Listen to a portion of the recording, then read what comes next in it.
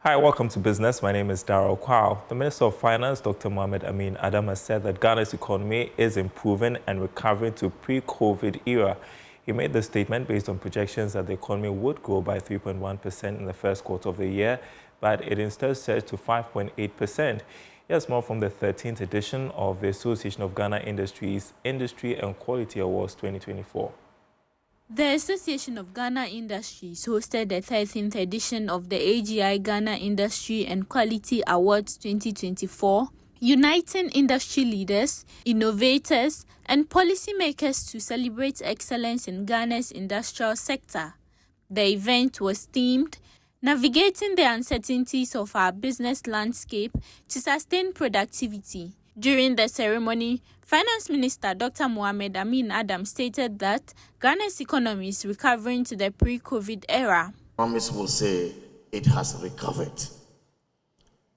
It has recovered because last year we projected to grow at 1.5%. We grew at 2.9%. This year, by the first half of the year, we're supposed to have grown by 3.1%. We grew at 5.8%. Let me emphasize that the half-year growth 2024 is more than half-year growth in 2019 by 0.4 percentage points. And this is why some of us are optimistic that this economy is returning to the pre-COVID growth trajectory. I would like to pay tribute to you, industry, for the role you have played in growing our economy. Meanwhile, the president of the Association of Ghana Industries, Dr. Humphrey Eyimdake, appealed to the Minister of Finance to reform Act 891 and tax policies to alleviate burdens on private sector businesses. When you adhere to and look at the Act 891, it will also help you in the Fisheries equation, where you bring about the stability. And the Fisheries equation talks about what? The nominal interest rate and the real interest rate plus inflation. So that when the Bank of Ghana deploys the monetary policy tools, in where all things are equal, when inflation goes down, the nominal interest rate must go down. This are normally, you're a student of economics. Respectfully, we believe, go and re-look at Act 891. We are willing to engage you to bring reasonable stability and predictability to business.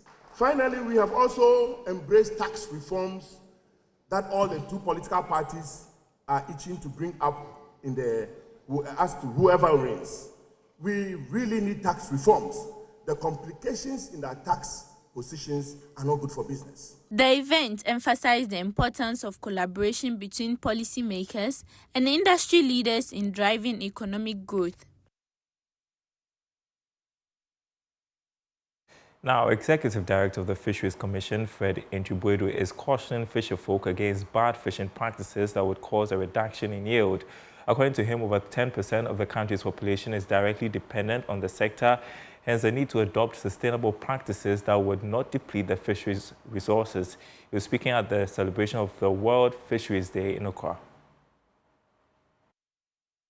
Ghana earned about $254 million from export of fish and fishery products in 2022. If well managed, the sector could contribute significantly to the socio-economic development of the country, as production is expected to reach 202,980 metric tons in 2024.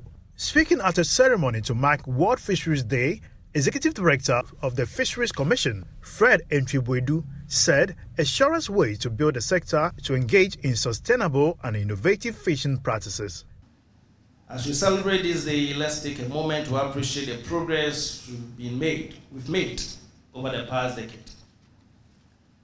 And I urge all of us to reaffirm our commitment to sustainable fisheries while adopting innovative, sustainable exploitation, utilization, and administrative practices to safeguard our fisheries resources and the livelihood of those who depend on it. Senior Fisheries Officer at the Food and Agricultural Organization, Indiaga Goye urged the fisherfolks to adapt to the changing climate by strengthening the resilience of the fisheries sector. Climate change also is a major threat, disrupting fish migration patterns and contributing to environmental change that affect the productivity of our ecosystem. Pollution and the impact of illegal, unreported and unregulated fishing are eroding the marine ecosystem, putting at risk the very resource on which we depend. These challenges remind us that while fisheries have sustained us in the past, we must take immediate steps to ensure they will continue to thrive in the future. This year's World Fisheries Day celebration, which also marks the 10th anniversary of the endorsement of the voluntary guidelines for securing sustainable small-scale fisheries, was themed Blue Transformation in Action.